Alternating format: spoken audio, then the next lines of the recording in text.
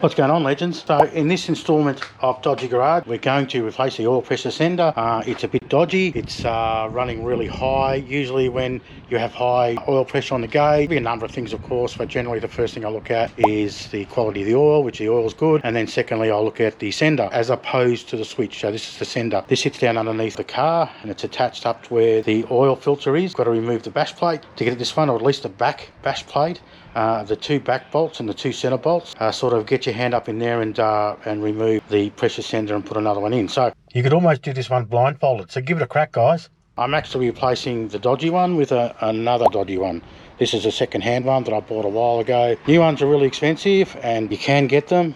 They're not readily available everywhere. You can probably get one from eBay, but this is actually an OEM one, so this is actually off another Pajero. So I'm going to replace it with this one. Whenever I do replace anything like this that I need a bit of a seal, I use this Permatex.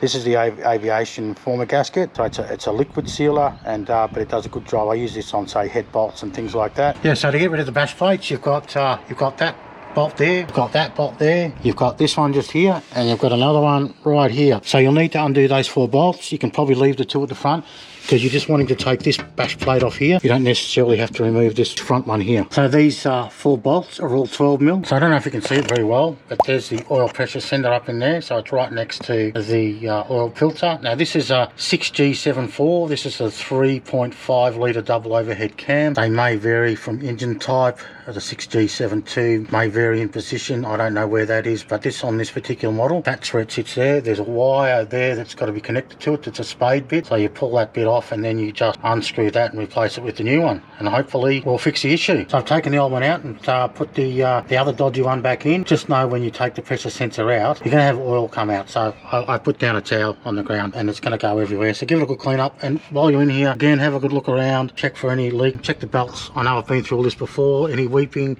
anything leaking, CV boots, things like that. You can get a good look from under here. Just check for anything that might be out of place before you put those bash plates back on, especially if you've been out in the bush, been through a bit of water, a bit of mud. So, but now what we'll do is we'll start the car up and see if that's made a difference.